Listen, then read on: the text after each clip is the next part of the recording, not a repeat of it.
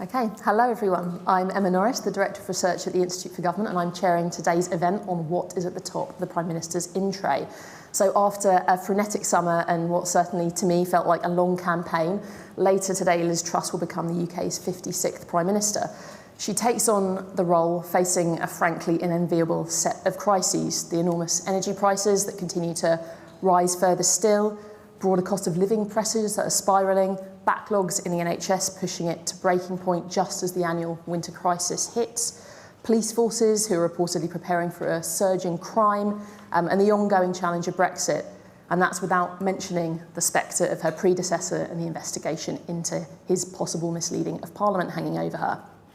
So this morning we're going to look at what this all means for Liz Truss as Prime Minister, what her top priorities should be and how she should approach them, the options for the structure and process and indeed style of her government and how she should approach the role of Prime Minister, and some of the considerations she'll be making today and in the next 24 hours as she puts together her cabinet.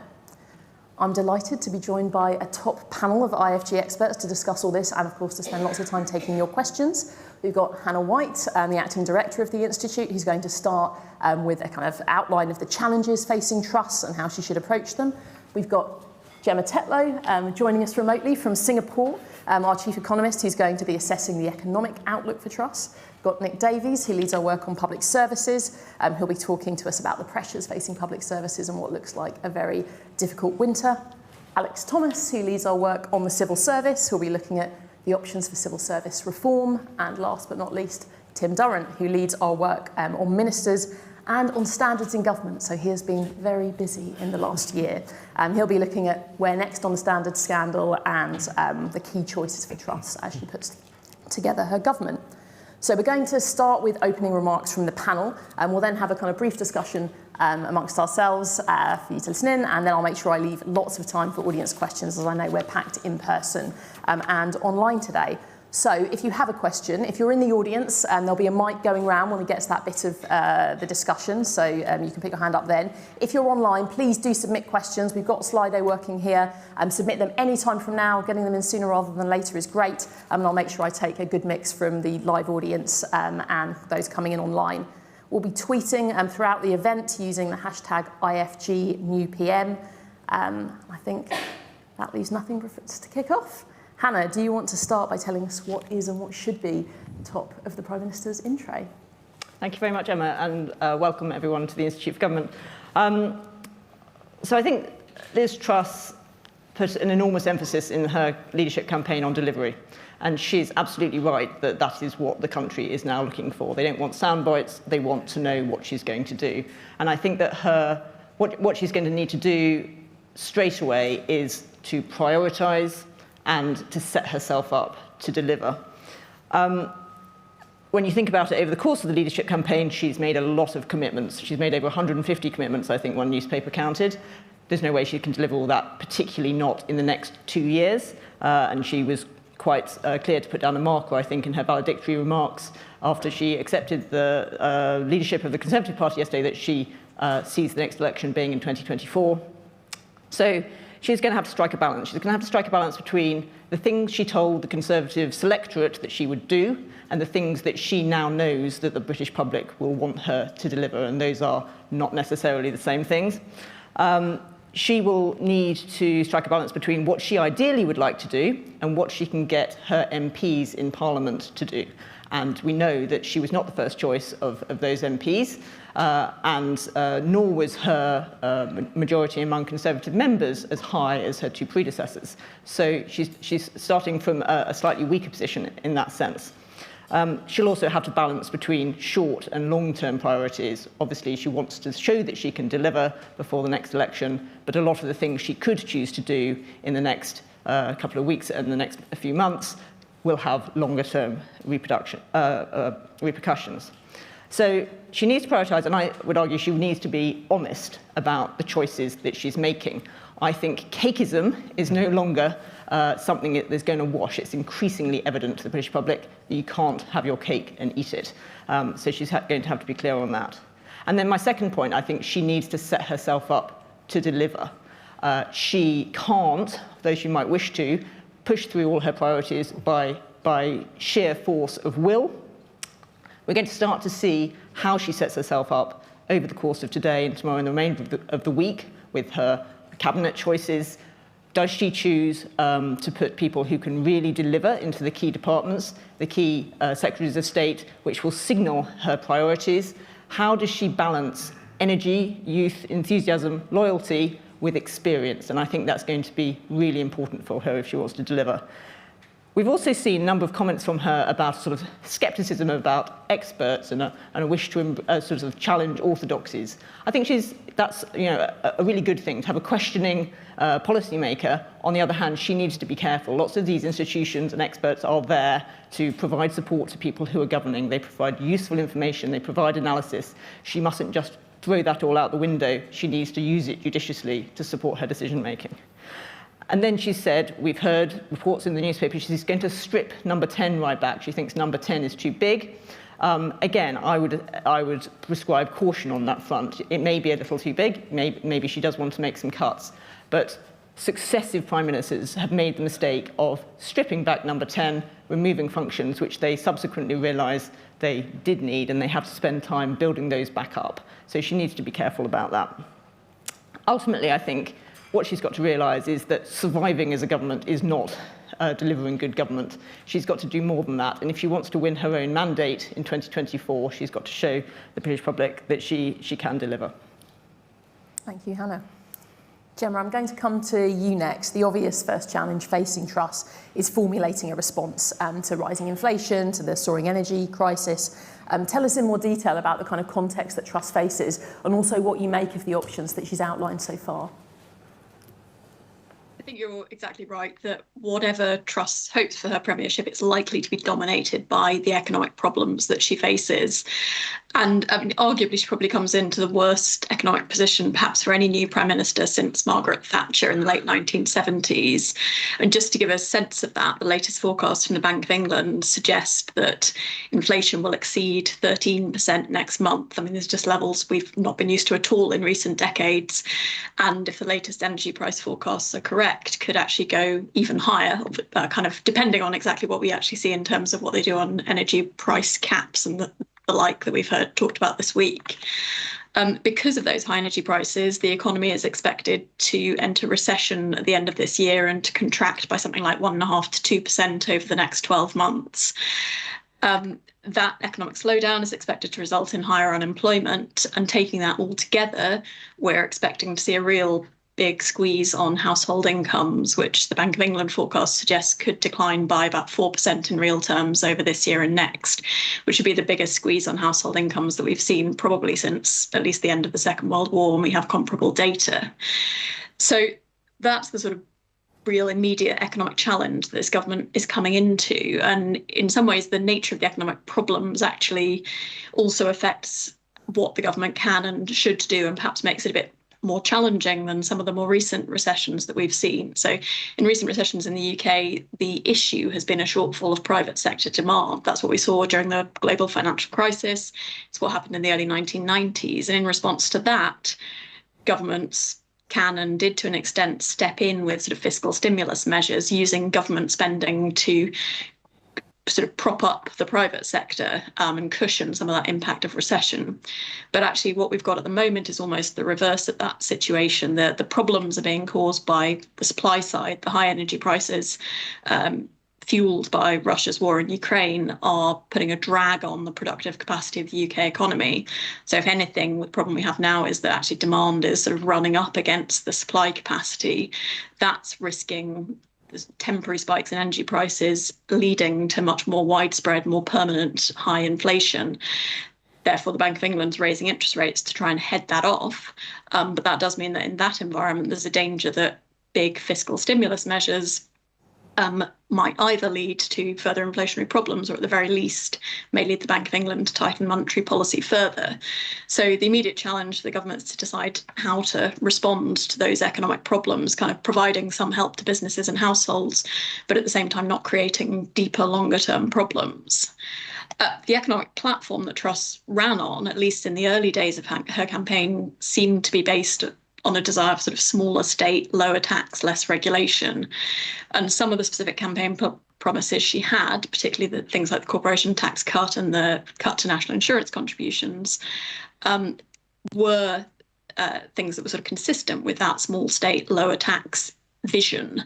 But I think some of the other things that she talked about don't completely line up with that. Particularly, I guess I point to her desire to have more defence spending. That could, in theory, be consistent with lower taxes, but only if you were willing to scale back some of the other functions of the state. And I don't think we've seen that talked about yet. Similarly, there's talk that's been sort of yesterday and today about what Truss might now do on energy prices, perhaps capping costs for both households and businesses. That implies a pretty large degree of state intervention in markets.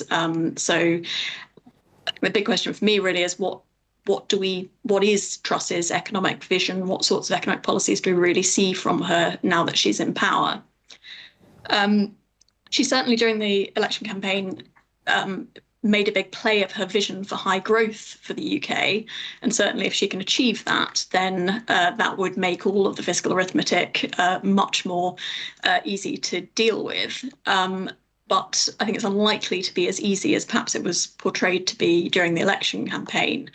In the near term, things are likely to be dominated by the ongoing effects of high energy prices, actually slowdown, if not recession, in the UK. And whilst beyond that, there are ways that government policy could help to boost economic growth. And a few recent IfG papers have sort of looked at this topic. It's probably not going to be as simple as simply cutting headline rates of tax in the way that Truss sort of focused on during the campaign. Thanks, Gemma. And just one question I wanted to immediately follow up on. You mentioned what's been briefed overnight, the reported plan to freeze bills.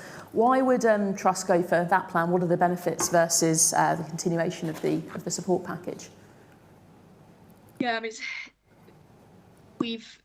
I think this proposal probably comes because the levels of energy bills that are now forecast are so high that we've had numbers coming out in the last few weeks of really quite the kind of mind-bogglingly high levels of energy bills that would have been facing households, and some forecasts suggesting that something like 2/3 of households could fall into the category of what we'd normally define as being in fuel poverty, spending more than 10% of your income on fuel costs.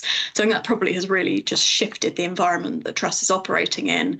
And similarly, there have been growing concerns about many businesses not being able to pay their energy bills this winter, because a lot of businesses are flowing off fixed term contracts and facing really enormous increases in their bill costs. So I think there's been a big shift in the environment that we're facing, which perhaps is what has driven this very big change in sort of approach to energy bills. There are definitely pros to the sort of proposal that Truss seems to be coming out with.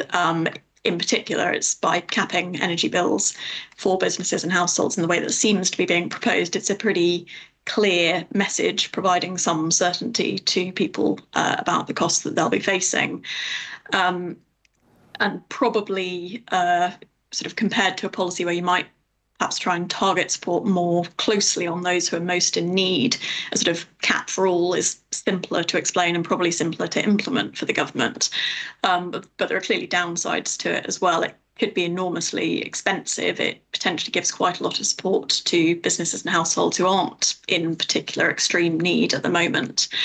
And interesting, I guess one thing that will be interesting to see how the government deals with this as a consequence is that by not allowing the price to rise, that obviously means that businesses and households aren't getting the signal to cut back on their energy usage.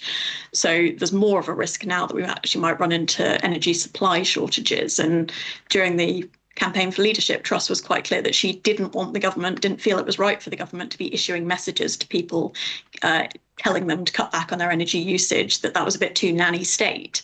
But if she does go for this policy of capping costs, then there will be a greater need for more kind of messaging and thinking about the management of energy supply as well as the cost of it. Brilliant. Thank you, Gemma. I think there are going to be lots more questions firing your way shortly. If the cost of living crisis and the kind of energy crisis are the primary things that Truss is facing, Nick, then the secondary crisis is definitely the NHS and public services more broadly. We've had strikes across the public sector, record backlogs, the NHS on the precipice. Tell us more about the state of public services and what this means for Truss. So in short, there are a wide range of extremely severe problems across all major public services. So first, the 2021 spending review settlement, which was relatively generous at the time, is now unlikely to be enough to meet rising inflation, demand, whilst also dealing with the after effects of the pandemic.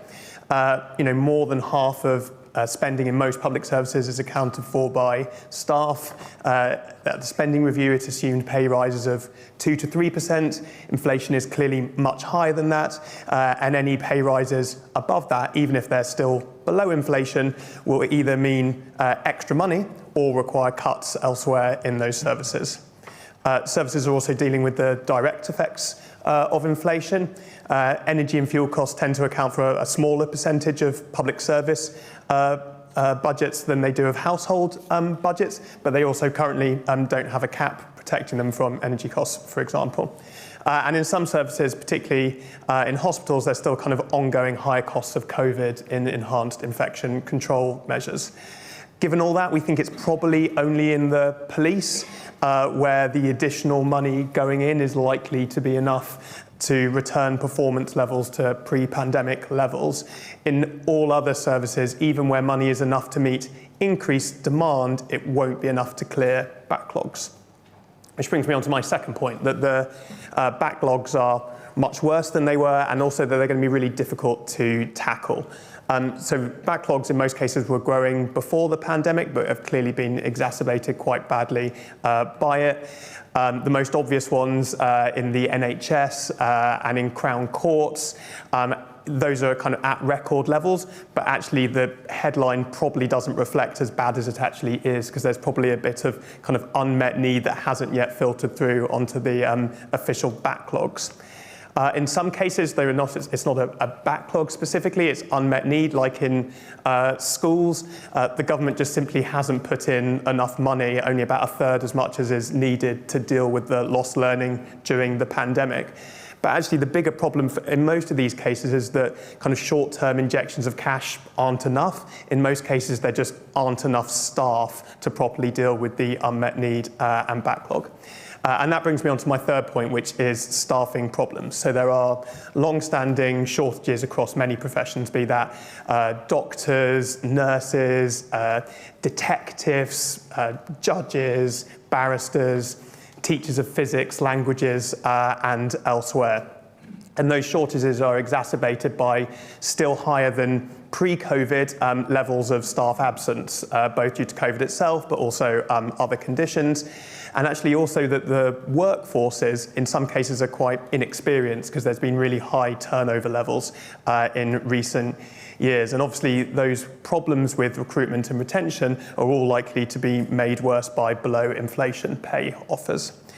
And so that just brings me to my final point, which is that performance now in all services is worse than it was on the eve of the pandemic, understandably. But actually, in most cases, that pre-pandemic performance was worse than it was in 2010. So performance levels are really quite bad. And these problems are systemic. It's not kind of a single problem in a single service. It's that, for example, the whole health and social care system and how services interact with each other is broken in many cases. And in large part, that's because public services are suffering from kind of long-term capital under-investment versus other countries and the private sector. And put simply, frontline staff will find it far harder to see patients or process cases in the courts if they're doing so on old computers running out-of-date software in buildings with leaking roofs. And none of that is going to be quick or easy to fix. Thank you. Alex, I'm going to turn to you now. Truss has been quite vocal on civil service reform throughout the campaign. What do you make of what you've heard so far, and how can Truss do better as Prime Minister when it comes to the civil service than her predecessor did? Yeah, thanks, Emma. Interesting. I'll come on to the civil service in a minute, but I was going to draw out that as one of sort of three, maybe 3.5 points in Truss's in-tray. From my perspective. The first, and it does relate to the civil service, is the kind of narrow question of how she organises the centre.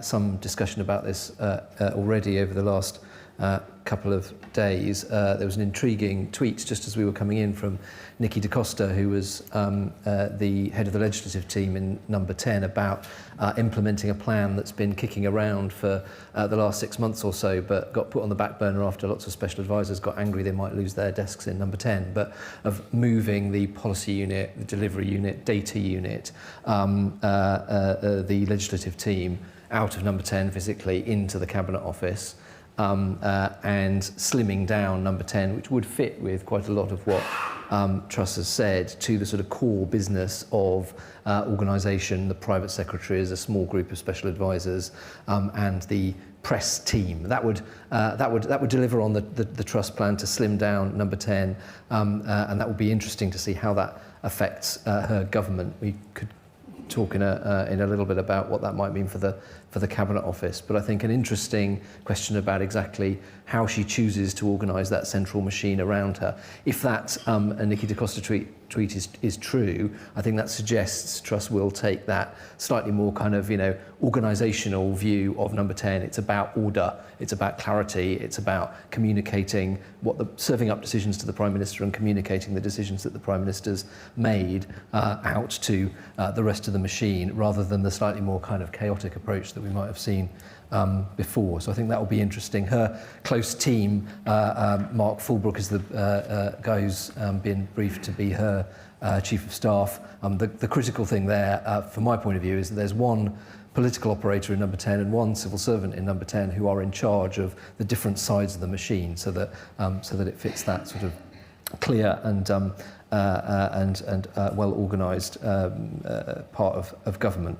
You touched on civil service reform. I think lots of briefing as well about what might happen to Simon Case, the Cabinet Secretary. So there's an interesting thing to watch there. Sebastian Payne, the FT journalist, when he was on our podcast last week, suggested that there'd be a sort of two-phase approach, and the first 100 days would be getting through the crisis. Simon Case would be there for that, offer a bit of continuity, but then he might be on his way out. So we'll see if that does or doesn't happen. The suggestion then is that Simon Case might be replaced by James Bowler, who is currently the Permanent Secretary at the Department of International Trade, has worked with Liz Truss before, but has a very similar CV to Simon Case's. Both worked in Number 10 in the past, have both kind of been around Whitehall, so would be in that sense another kind of conventional pick. So one signal on the civil service is the personality that ends up in charge of it. I think on the civil service reform questions, it will be interesting to see the tone that Truss takes. As Hannah said, focus on delivery. If she wants to do that, then she's going to need to find a way to get the machine on side and to use the machine. Absolutely nothing wrong with her pursuing a smaller state, a smaller civil service, and to try and squeeze more efficiency out of the civil service. And goodness knows we talk about it enough here about how you might make the civil service more efficient, more effective, improve the skills of civil servants, but she'd be well advised to drop some of the more sort of antagonistic, superficial stuff. She might, again, completely up to her if she wants to, as she said, stick with the 91,000 job cuts to the civil service. It's fair enough. That's her sort of democratically elected right, or quasi-democratically elected right, I suppose. Sorry, may come back to that.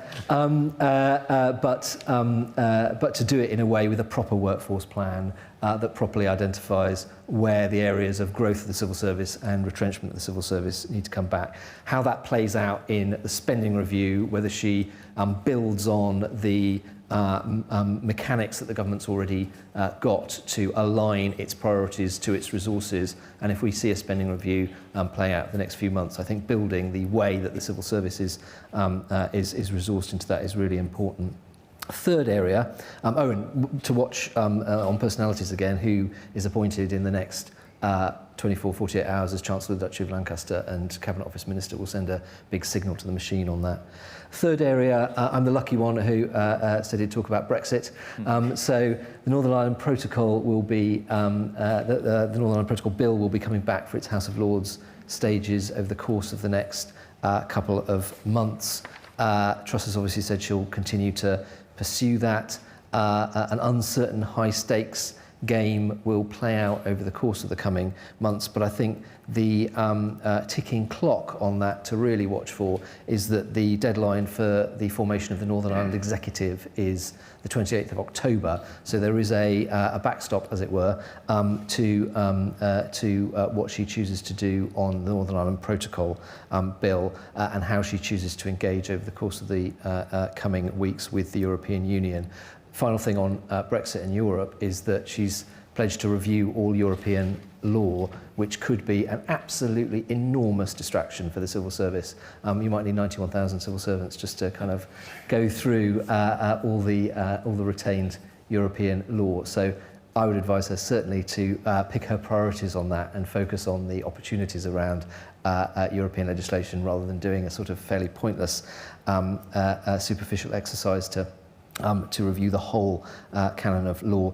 The half a point that I was just going to add, and I don't think we want to dwell on it too much, is that if it wasn't already clear after this morning, it certainly is that also in Truss's in tray is deflating, isolating, containing her predecessor. And so there'll be a question about how she does that and how, as Emma suggested, she plays the Privileges Committee investigation into Boris Johnson. Which leads us nicely on to Tim. Tim, what can Truss do to make a clean break on the standards issue? Is it even possible, given the Privileges Committee report that's coming? And you're also leading our work on the reshuffle, so perhaps you can briefly say something on the kind of considerations Truss will be making, if there are any left to make, given how well briefed the reshuffle has been. Indeed, cool, thanks Emma. So I'll start off by talking about the standards question. As Alex alluded to, standards was kind of, or the lack of standards was the key theme, one of the key themes throughout Johnson's premiership, and I think, is what brought his premiership to an end. But it wasn't really discussed in the leadership campaign. Now, perhaps that's for understandable reasons. There was a lot of sort of regret amongst Conservative members about how Johnson was brought down, and people clearly just wanted to move on. Truss and Sunak also were both very keen to kind of paint their loyalty to Johnson. But it is still an issue. There is the parliamentary inquiry into whether or not Johnson misled the House of Commons. There is the Committee on Standards in Public Life made some recommendations last year about how standards should be improved, and they have some very sort of fairly strong recommendations about what the Prime Minister should do in terms of new advisors and greater kind of enforcement of rules among ministers. There's also the Common Standards Committee, which has its its inquiry looking at the code of conduct for members of Parliament and how that should be improved and strengthened. So over the coming weeks and months, there's going to be a lot of decisions for the new PM about how she and her team kind of respond to all of these recommendations about standards in Parliament. During the campaign, she said she didn't commit to appointing a new ethics advisor to replace Lord Geit, who resigned earlier this year.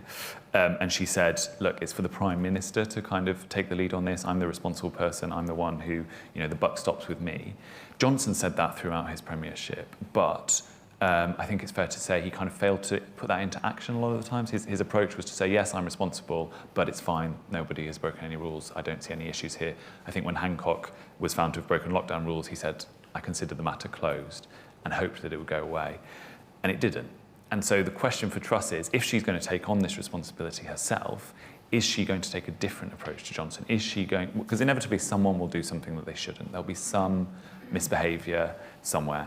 And Truss will have to decide, okay, am I going to try and brush it under the carpet? Am I going to do what Johnson did and say, look, this person is an ally and therefore I don't mind? Or is she going to say, no, I want to lead an ethical government, I want to lead a government where standards are enforced and take a different approach? And I think given what she signalled about not enforcing or not putting in place new enforcement structures, we are just going to have to wait and see when something happens. We can talk more about the parliamentary stuff, but in terms of her government formation, obviously after she has seen the Queen, she will appoint her cabinet. We know, or we think we know, most of the posts already. Tim Shipman got a good list over the weekend. I think the key ones, unsurprisingly, given what people have been talking about, who's the Chancellor, who is the Energy Secretary. Kwasi Kwarteng has already kind of been doing op-eds setting out his views on economics. Apparently Jacob Rees-Mogg, who's tipped for energy and business, has been meeting energy companies to talk about what they can do there. So this government is kind of already, gearing up. Therese Coffey has been tipped for Health Secretary. Apparently she and Truss are very close friends. We were having a discussion beforehand about there's some rumour or some briefing that Coffey is also going to be Deputy Prime Minister. Unclear as to what exactly that role will entail if she's doing the Health Secretary job as well. It feels like Health Secretary in a year of crisis is a full-time job. Deputy Prime Minister, it might just be a kind of ceremonial title, just kind of signalling her seniority and her closeness to the PM, but it will be interesting to see what happens there. I think one of the key gaps, picking up on what Alex was talking about, we haven't heard about or haven't heard confirmation about, is Northern Ireland Secretary. Over the weekend there was a lot of discussion about people turning down the job, and you can kind of understand. Exactly, it's a very tough job, you can understand why. Someone pointed out to me that the first question session ahead of PMQs on Wednesday will actually be the Northern Ireland Secretary. So it'll be very interesting to see who is answering those questions at 11:30 on Wednesday. The other thing to say about the reshuffle is, well, two other things. One is, in terms of the immediate drama, something goes wrong, something always goes wrong. Someone will refuse a job, or someone's name will fall off the whiteboard, and all the briefing that was bandied about over the weekend won't quite capture exactly what happened. So it'll be interesting to see who doesn't make it as well as who does. But then I think a bigger question is what is her approach to kind of party unity? So at her speech yesterday, she talked about governing as a Conservative, and Johnson said he knew that she would govern and bring together the party. I think Sunak said he fully supports Truss as Prime Minister. But how does she actually put that into practice? Is she going to appoint lots of Sunak supporters to a cabinet? It doesn't seem so from the briefing we've seen. Are there going to be Sunak supporters at kind of more middle ranks? And how does she approach the parliamentary party? One of Johnson's big issues was, despite having a majority of 80, he kept nearly losing votes and ultimately lost the support of his party. So how does she kind of maintain those links? Does the reorganisation of Number 10 help her plug better into the parliamentary party so that she kind of knows what the vibes are, what people are thinking inside the Commons? Because it's very easy for a Prime Minister to kind of get isolated from their troops. And so I think if she does want to win in 2024, ensuring that she can use the majority that she has inherited is going to be a big challenge for her. Thanks, Tim. And I'm just going to come straight to you with a follow-up question. I mean, Truss has gone out her way in the last couple of days to laud Boris Johnson, refer to him as her friend, talk about him in her acceptance speech. But what are the risks for her with not just Johnson, but other so-called big beasts returning to the backbenches? How can she, in practice, manage that as Prime Minister? Yeah, I think it's going to be interesting, isn't it? I mean, I guess for Johnson, there was a classical reference this morning, of course, about a politician who went away farming, but then BBC told us he actually came back after 19 years, I think. So, classic Johnson didn't really answer the question. He's clearly not going to go quietly. I don't think he's going to do a David Cameron. He's not going to sort of fade into the background for a few years. He's not going to do a Theresa May, I imagine, being a sort of diligent backbench MP who kind of asks pointed questions every now and again. His intention at the moment is to stay in the Commons. I would be surprised if he lasts more than a year, I think. It doesn't seem to me like he's very much of a kind of background personality. And I think, he has such a following, he has such a presence in UK politics, he is always going to be able to cause trouble for the next PM. Other big beasts, I mean, Theresa May, she also issued congratulations to Truss, but I would imagine she will have some pointed things to say as well. Truss has aligned herself quite closely with Johnson. May has not always been very supportive of Johnson's government, so I imagine she'll have things to say about what Truss does as well, particularly around Northern Ireland, perhaps. And then the key, I think, I don't know how you define a big beast, but Dominic Raab is presumably out of government. Sunak obviously not going back in. Questions about people who have worked with Truss, who know what she's like. Do they want to make things difficult for her? You assume there's going to be a kind of outbreak of unity at the beginning, but I don't think it will take long for that to fall apart when the government, if it's paying £100 billion worth of energy bills, that is going to test some Conservative backbenchers' vision of what the government is for. So I expect, the people talk about the honeymoon period lasting 2 days or maybe until conference, but it's not going to last long, is it? Thanks, Tim. Hannah, a kind of follow-up for you. Has the way Truss has run her campaign helped or hindered her start as Prime Minister? Well, I think the key thing from her point of view is that she is Prime Minister. It's been a success from that point of view. But I think she's going to need to make a number of changes now. As I was saying, she's made a lot of commitments, and she's made commitments which she knows will appealed to a particular electorate. She's now got to think about a very different electorate. So prioritisation, I think, will be key, and that clear steer from number 10 via her new cabinet to departments on what they should now be focusing on is going to be absolutely key, because at the moment there are any number of things that the civil service will have been anticipating potentially having to deliver, and they need to know exactly what they do need to deliver. I think the other thing, obviously, which is, has been characteristic of her campaign, which now makes life difficult for her, very obviously, as Gemma was saying, she's been basically governing on the basis of the last OBR, not governing, campaigning on the basis of the last OBR forecast, which was in March, which seems a very long time ago now, when they were saying that there would be 30 billion of headroom. She's signalled that she's not necessarily going to ask for a new forecast before she maybe puts forward some quite dramatic plans in terms of tax cuts and so on. But we can all see, doesn't take being chief economist of the IfG to see that the situation has changed. There is no longer 30 billion of headroom. And so having relied on that up to this point as a sort of a basis on which to do her calculations, she's now going to have to switch around. I mean, we don't yet know fully what her priority is going to be. In her speech yesterday, she emphasised tax cuts, energy costs, and the NHS. But there's a lot more detail that we need to see in terms of what she's going to do now. Thank you, Alex. Johnson's relationship with the civil service was complicated at the best. What can Truss do to try and build a stronger relationship with the civil service, do you think? Johnson's relationship with lots of people is complicated. I think she will respond, the civil service responds. It's a bit of a kind of civil service cliche, but it is true. The civil service responds to direction. So, we've had, it speaks a little bit to what Tim and Hannah were just saying, but we've had an experiment in government where a Prime Minister travels without a lot of ideological weight. Liz Truss, from what she said and from her career and life so far, is going to be a more ideological Prime Minister. That is not a bad thing for the civil service, because actually where the civil service struggles is where there are competing and unresolved policy priorities that conflict with each other, where a Prime Minister or a senior minister isn't taking a decision. So I think one of the things the civil service will be looking to Truss for is someone who can resolve tensions within policies or disagreements between departments. And I think she comes at that with some advantages, because she has, it's meandered a little bit over the campaign, and obviously she has to play to the politics, but she has a clear ideological underpinning, and I suspect she will develop a fairly clear project. So the civil service will respond to that.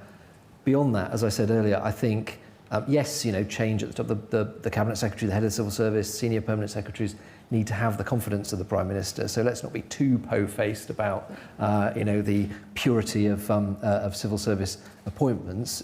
Truss and her senior ministers need civil service leaders around them in whom they have confidence, but equally rapid chopping and changing. The sort of assumption that seemed to grow up that Simon Case and Tom Scholar would just be out, I think is unhealthy, because that suggests that there is an impermanence to a permanent civil service, and that in order to maintain your job as a senior public servant, you need to get on in a sort of personal way with the Prime Minister. So I think that's kind of worrying, but a bit of a change there. And then by all means look to,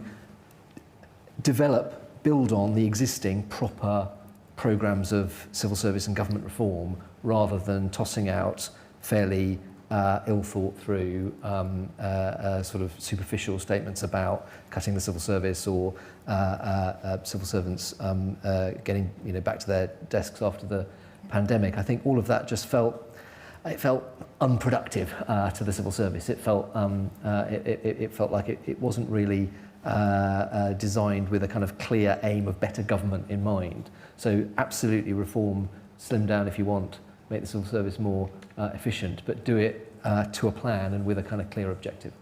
Thank you. Nick, lots of the challenges that you outlined in public services have very deep roots, for instance, the kind of staffing crisis. Given that, is there anything that a Prime Minister can do right now to make a difference to those challenges? So look, there are some things that you can do. So I mean, if we're talking about the NHS, what could they do to reduce demands over the winter?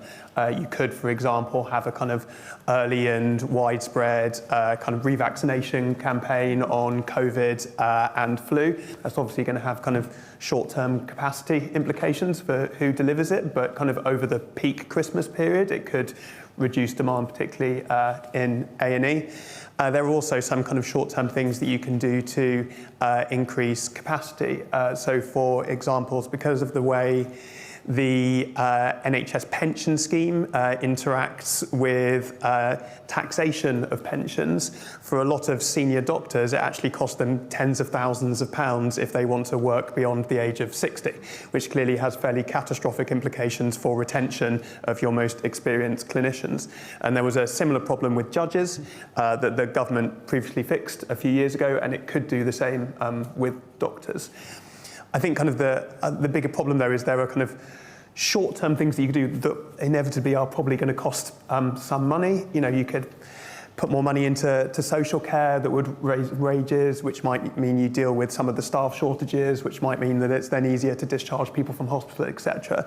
But actually the sort of even the medium and long-term efficiencies that Truss is clearly interested in also require investment in things like, IT, equipment, buildings, actually having a workforce plan, which the previous government was not very keen on. And, that again is going to take time and investment. Brilliant. Thanks, Nick. Gemma, I was going to come to you, but I can see Penny hovering with the microphone telling me that it's time to go to audience questions. I'm sure we're going to ask about economic orthodoxy, tax cuts. I'm sure lots of it's going to be on economic questions, so it'll come in shortly. Penny's got the mic. Can you put your hand up if you've got questions? And when asking your question, can you let us know who you are and where you're from? And could I plead for it to actually be a question rather than a comment, given that we've got relatively limited time? Okay, we're going to start here. And here. We'll start from the City London Corporation. Three new bills were meant to have their second readings this week. How does the new Prime Minister and the House of Lords deal with the existing legislative agenda? Yeah, thank you. Penny, I'm going to take a couple of questions at a time, so we'll go here next.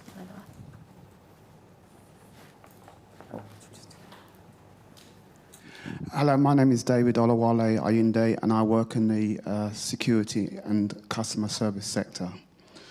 My question today is, how will the government get around to the continued transport strikes, which is putting our country in chaos at the moment? Great, thank you. And then we'll just... I'm Tony Travers from the London School of Economics. Two things, really. I was intrigued to see that Mel Stride, the chair of the Treasury Committee, has written to the OBR asking for it to publish a detailed deconstruction of whatever the government's about to do, whether or not it's a budget. So Gemma, perhaps, I'd be interested to see what you make of that manoeuvring, that sort of tactical manoeuvring. And second, the new Prime Minister's committed to quote a previous Prime Minister, roll back the frontiers of the state, to reduce the size of the state. Given that the state has not really recovered from the austerity of 2010 to 2015, which parts of the state do you think would be most easily cut furthest to achieve this? Thank you. Hannah, Tim, do you want to start with the legislation question? Yes, so, I think that the signal we've had from Liz Truss is that she intends to continue to deliver against the manifesto on which the Conservatives were elected in 2019. But, and that includes legislation which is underway, as you say, through the Houses of Parliament. I think that it will be a clear signal of her priorities how she starts to deal with that legislative burden, because there were a lot of bills in the last Queen's speech. I think it was 38 or something like that. And some of those clearly will no longer be a priority for her, and she may have new things that she wants to do which require new legislation. Now, obviously, that will have to be instructed and drafted before it can be brought in. But I would expect there to be some reprioritisation Also, depending on where bills are as they're going through Parliament, maybe some significant amendments to the things which are already there as vehicles, and in some ways it would be easier for the government if there's still sort of parliamentary time and in the process to change some of the stuff that's already going through rather than have to introduce new legislation. But I would anticipate it will also have there will be a bearing from who she puts into different jobs. So I think that will, for example, the online harms bill certainly divided the leadership candidates. So her choices about who she puts into DCMS, for example, will be shaped by what she knows of different people's views on that legislation and what she wants to happen to it.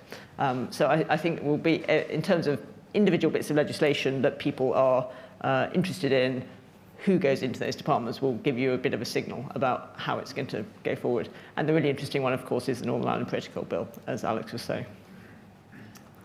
Thank you. Nick, transport strikes.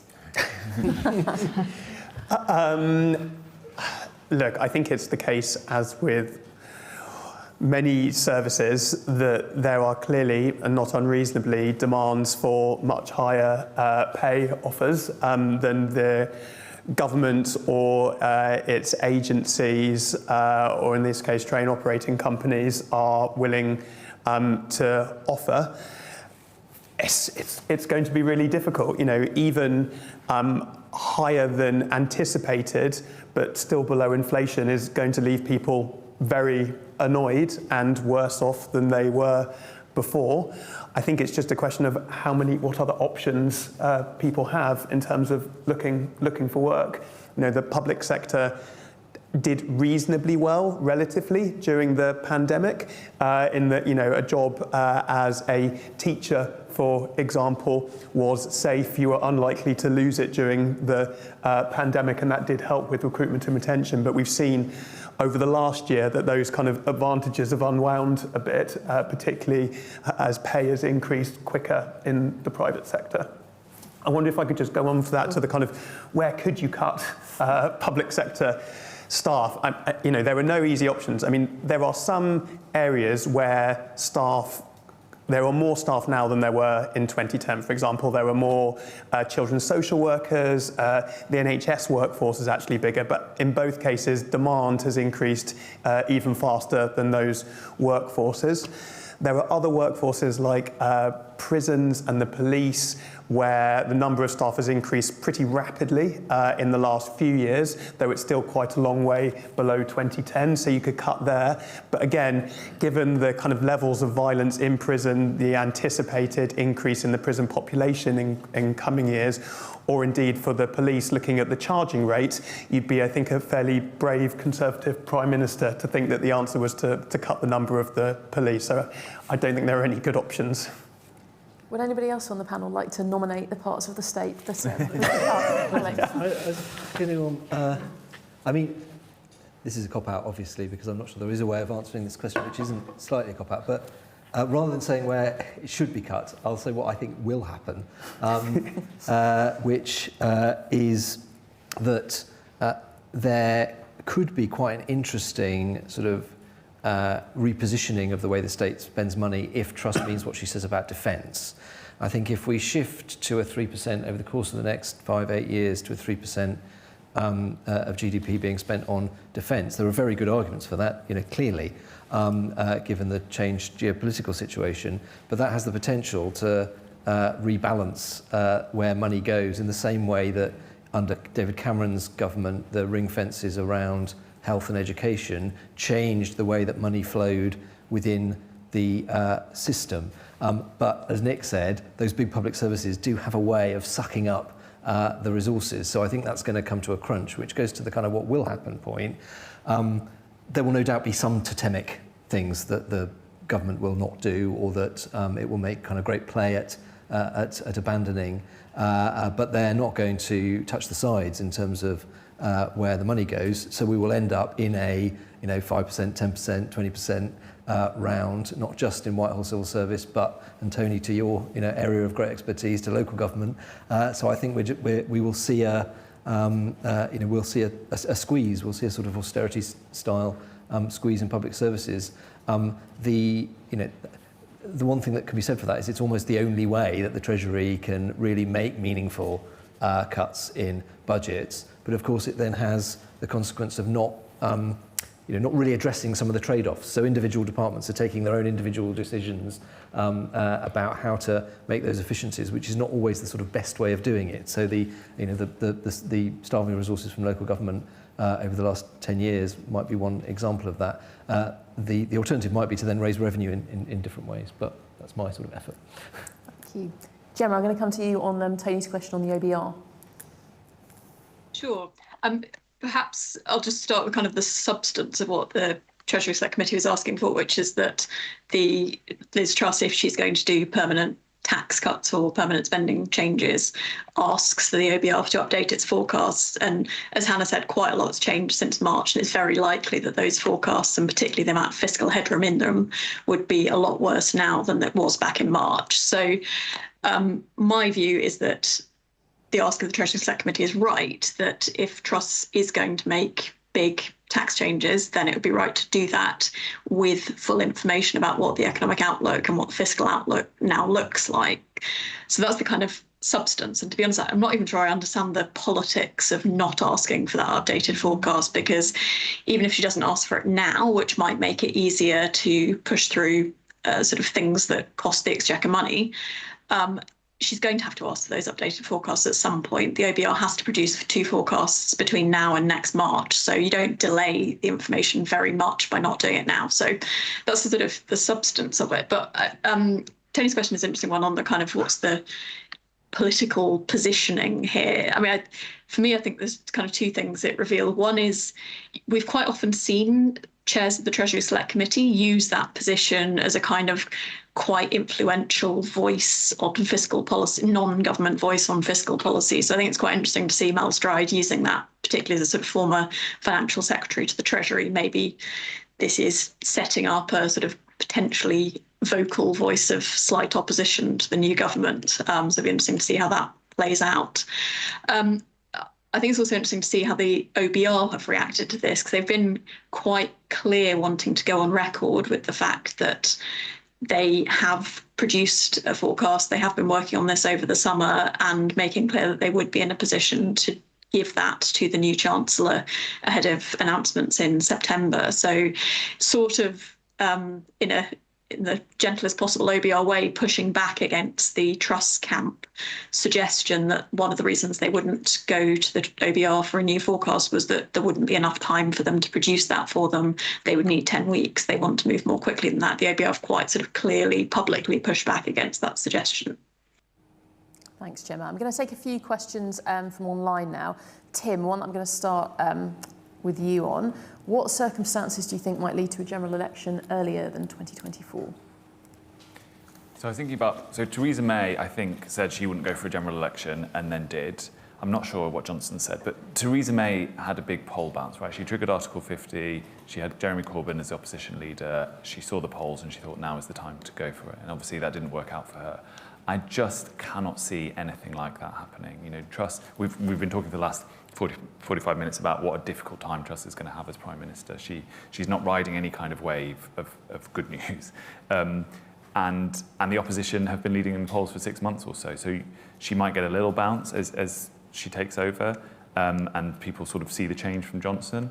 But there's a big gap to go to close the gap with Labour. There's a big way to go to close the gap. And she's got so many other things to be thinking about. I just don't see what she would gain from it. As Hannah said, she was very clear yesterday. She mentioned 2024 as, this is my target. We are going to, work towards winning that election.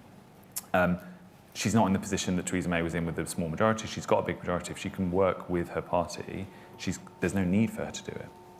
Yeah.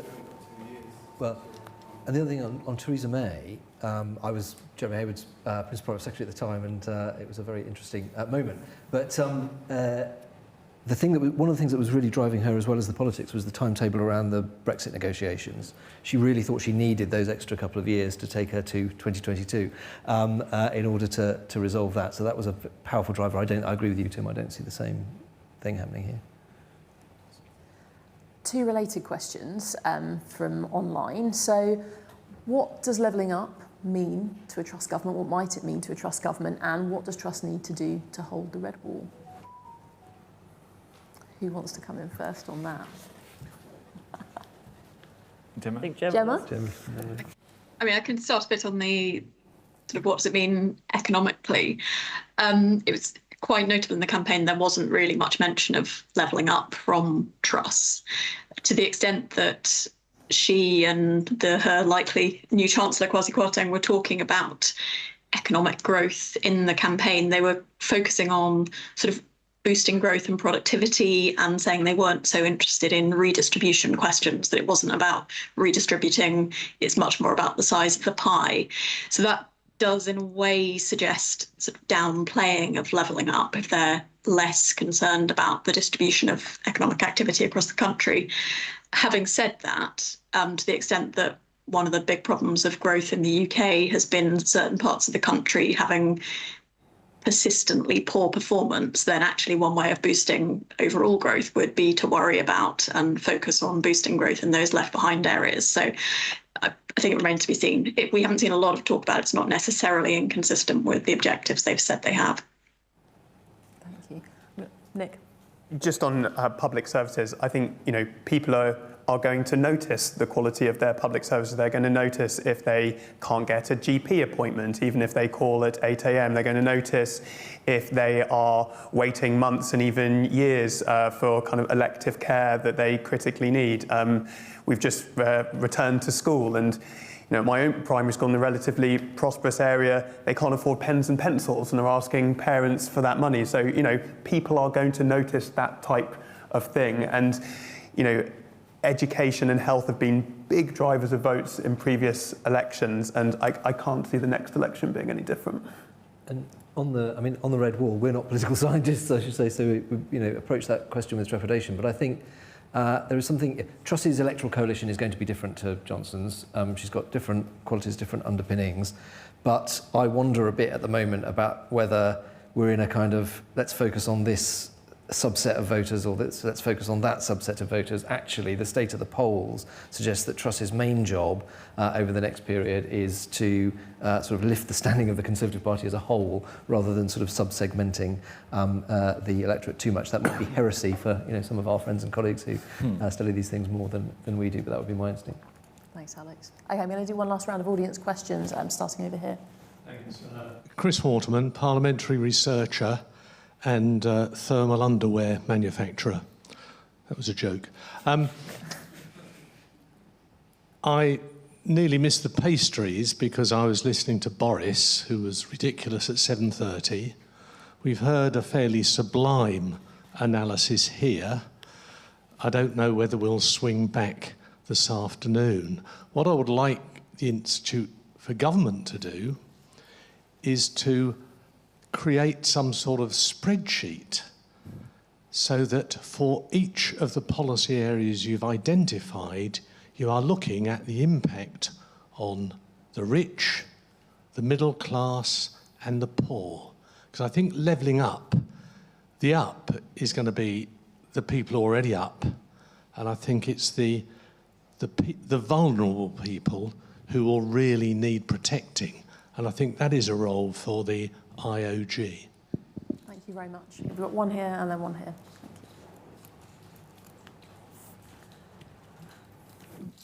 I'll try and keep it quick. I was going to say it's also colder in the north, so I'm expecting that might play a part in levelling up policy.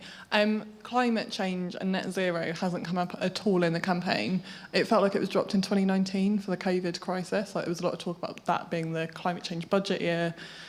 Also feels like it's big in geopolitics at the moment. Focusing on defence feels quite old-fashioned. It is a comment, but I just wonder if anyone's got any thoughts on that. And one over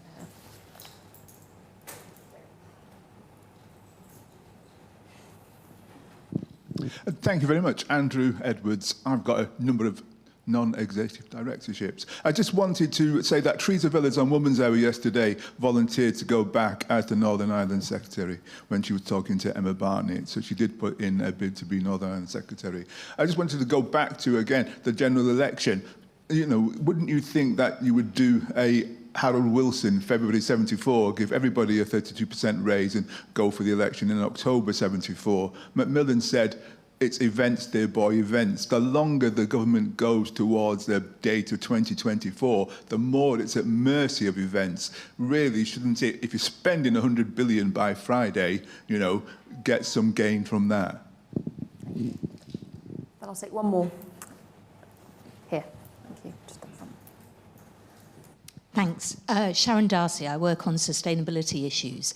Do you think this government will have a different relationship with business? Boris obviously found that difficult. Are we going to see a change? Thank you. I'm going to start with the question on business, actually. Gemma, do you think the relationship with business will be different?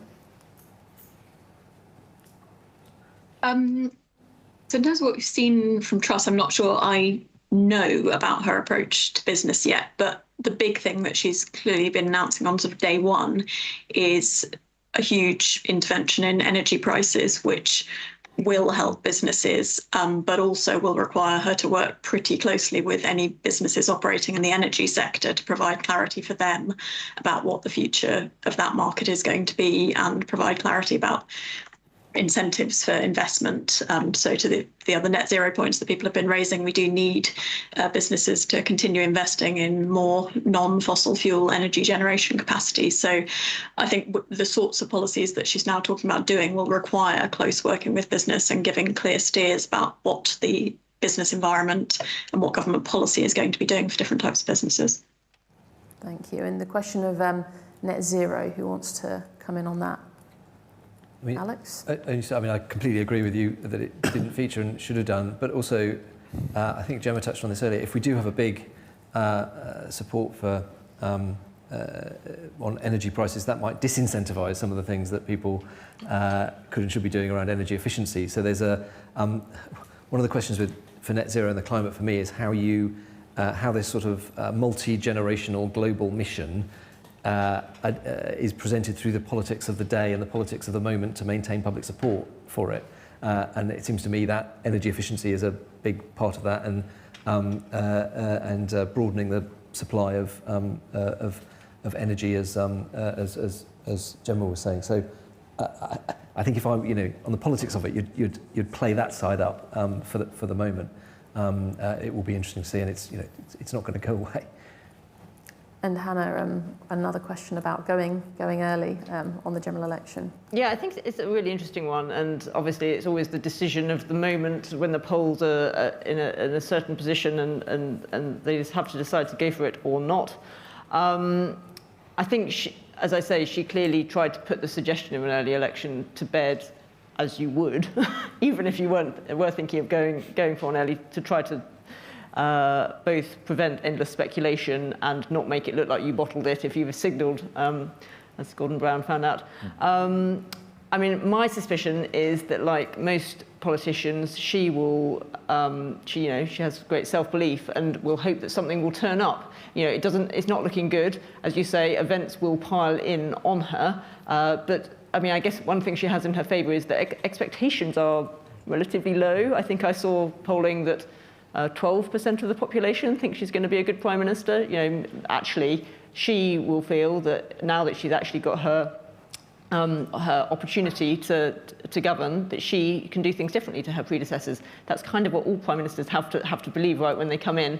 And I think she wants to have a go at the job. So I think the big risk of going early is that you lose the election straight away and you haven't even had your go. So that's why my betting is that it is going to be 2024. I'm going to finish with a question that's come in from Slido, which was, what 3 things would you want this government to do to show that it believes in effective government, the IfG strapline? I don't think we have time for 3 things each, but what's the one thing that you'd like to see from this government that shows it's serious about effective government? Tim, I'm going to go around this way, so I'm going to start with you. Thanks, Emma. I think, to go back to my hobby horse of the last 18 months, I think she has to show that she believes that ministers should be held to standards. She has to show that if people make mistakes, they should be held accountable for that. That doesn't mean firing people left, right and centre, but showing that she takes this issue seriously. I'm also conscious that we didn't answer the question about whether we were going to set up a spreadsheet about all of this. There you go, you can build that one in now. Where, I think the really interesting thing that Truss said in her first well, her prospective interview on Sunday with Laura Kuenssberg was, that she wasn't actually that bothered about redistribution and fairness. And I think it's really interesting to see how that very bold political position plays out in terms of actual policy choices and whether it ends up being sustainable when the winter draws in and the tabloid newspapers are full of stories of people in destitution. And what, in terms of effective government, I mean, I think my main advice, and this is, this is always a tricky thing politically, but is don't needlessly junk stuff, which is actually working fine. It's always really tempting to signal change, to show that you're a new broom, you're going to do things differently. I'm thinking here, for example, of, boring but important to the IfG things like how performance is managed in Whitehall. Yeah. There are ways of doing that. The last administration has made some progress in that area. If you just come in and say, oh, that was the old people, we're going to do it differently, you spend all your time building it back up again. Much better to pick up some of these things and to tweak them and to make them work for you and feed your priorities into the system. But don't needlessly chuck stuff away, because actually you've only got limited time, and if you want to deliver, you haven't got time to reinvent all the machinery. Alex, my turn. As quickly as possible, please. Yeah, rapidly. So Truss's supporters would say, I think with some evidence, that she is personally confident about her policy agenda and her intellectual underpinning for that. And I think that means she should also be confident about her relationship with the civil service, the wider public service, and the institutions that exist to test, challenge, tease out some of the complexities and difficulties with these things, but then to implement the government's agenda. So I think it was actually a sign of a lack of confidence of the Johnson administration that it was thrashing out around the civil service and oversight bodies and so on. And I think Truss as Prime Minister should have the confidence to welcome the challenge that can come from those institutions, and then if necessary to say, no, you're totally wrong, we're going in a different direction. Thank you. Gemma. I have two quick things. My first one would be on energy issues. So far with high energy prices, we've seen the government very much in crisis mode, that because there's been not enough time to try and reduce energy demand and to tackle how the electricity pricing works in the UK, the government's been very much just trying to throw money at the problem, dealing with the costs facing households and now businesses. But given where energy price forecasts, or given that issues of gas supply in Europe are expected to now be a longer-term problem, there is an opportunity for the government to start thinking about some of the longer-term solutions to that, such as trying to improve energy efficiency of people's homes. There are quite simple interventions that could make a difference for people next winter. So I would like to see the government focusing on some of those longer-term solutions that might mean we're less in crisis mode this time next year. Then my second thing would be, Liz Truss has obviously made quite a big play of a need for more focus on the supply side, boosting economic growth, and saying that there's not been enough focus on this. If she's really serious about effective and good government, I would like to see her coming into office asking for the best available evidence on those issues and then acting on that, rather than acting on more sort of ideological premises. Thank you. And Nick? I was going to say the same thing as Hannah, but so I guess just to reiterate, Truss has said she wants to focus on delivery, and she's going to find that incredibly difficult if she scraps outcome delivery plans and the performance management framework that has grown up around those. I suppose related to that, if I had to come up with something new, as I said, the kind of workforce is the key constraint for dealing with most of the problems facing public services. So kind of openly and honestly setting out what you think your workforce requirements will be for different services and a plan for how to reach that is really critical. And I guess just on the spreadsheet point, for those interested in a kind of overarching analysis of how well government is performing, we will be publishing Performance Tracker, which is our analysis of 9 key public services at the beginning of November, and then an update to that in the new year ahead of the spring statement as well. Thank you for feeding me that question. Excellently plugged as well. We're already running over, so I'm going to have to draw the event to a close now. Thank you to everybody on our panel, especially to Gemma for dialing in from Singapore. Thank you for all the brilliant questions, and thank you to our audience, both in person and online.